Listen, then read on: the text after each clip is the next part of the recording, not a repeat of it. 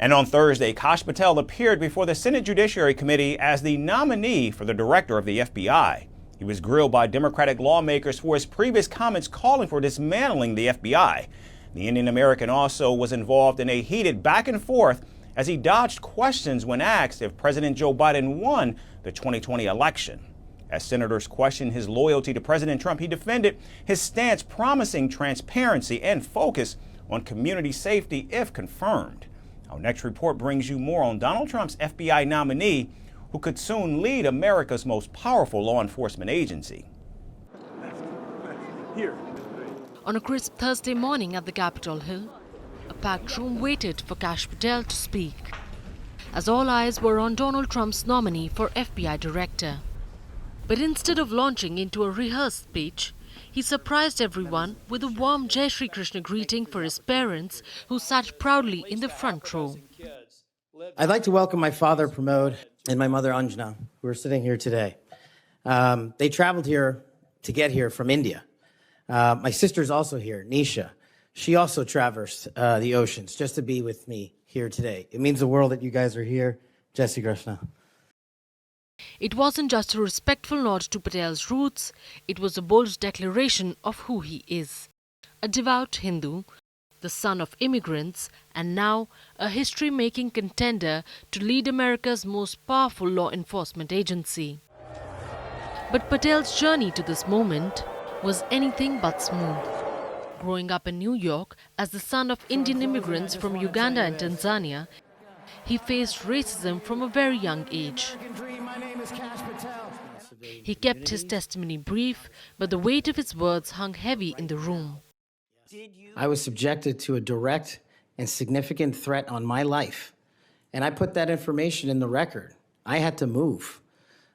In that threat, I was called a detestable, and I'll apologize if I don't get it all right, but it's in the record, a detestable sand nigger who had no right being in this country. You should go back to where you came from. You belong with your terrorist home friends. That's what was sent to me. That's just a piece of it. But despite the hate, Patel never turned bitter. Instead, he clung to his values his parents had instilled in him: hard work, respect, and faith. Republican Senator Thom Tillis praised Patel's upbringing, noting his respect for all religions and his commitment to justice. It's my honor to introduce Kash Patel, President Trump's nominee to be FBI director.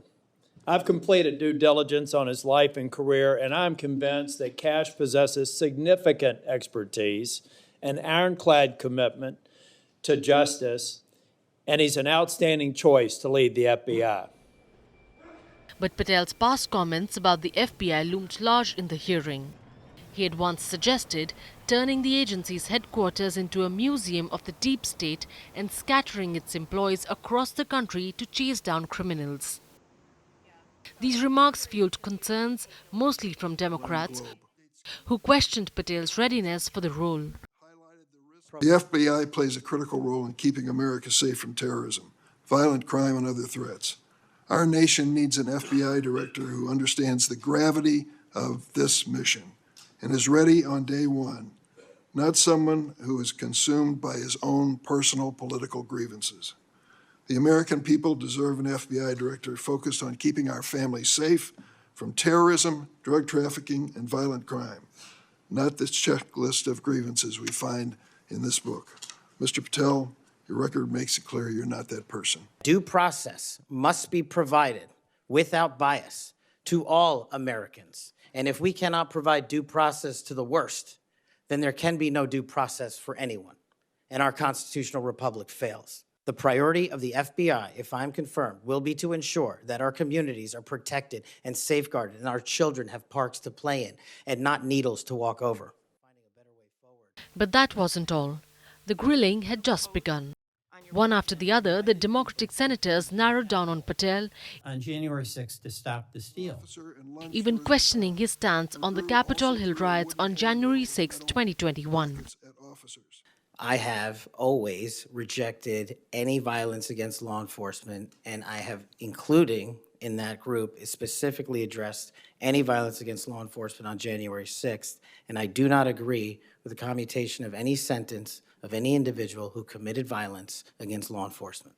So do you think that America is safer because these 1,600 people have been given an opportunity to come out of serving their sentences and live in our communities again? Senator, I have not looked at all 1,600 individual cases. I have always advocated for imprisoning those that cause harm to our law enforcement and civilian communities. Now, while some senators were dismissive of Patel, there were some who'd supported him and quashed accusations that Patel had a revenge list against government officials. It's no surprise that public trust has declined in an institution that has been plagued by abuse, lack of transparency, and weaponization of law enforcement. Mr. Patel has precisely the qualifications we need at this time when the FBI is not being respected by our public. Mr. Patel, should you be confirmed, you'll take charge of an FBI that is in crisis. As the hearing continued, Patel spoke and his parents watched with their faces filled with pride. Their son wasn't just a nominee. He was a symbol of resilience and faith in the face of adversity. As the hearing wrapped up, one question lingered. Could Kash Patel, a man who proudly embraced his roots while enduring hate, transform the FBI into an agency trusted by all Americans? We're calling the show Vantage. We hope you like what we put together for you. Touted as the minimum defense from that video. India's neighbors were the first to send the special edition of Vantage live from the White House throughout the week. Yes, Hindu Mandir in we're on our way to Tel Aviv. Measure, but it's also the perfect way to drive. I don't think that Prime Minister of Bhutan, Sherin Tagwe. Welcome to 60% of the world's office. Prime Minister Modi did the iron. we were actually How are you doing? How do you like? It's been 1 year since that meeting. Iron bars separate you from the outside. Out the vote efforts. Trump had, it says, and at $4.3 trillion. 4.3 300 billion by 2030.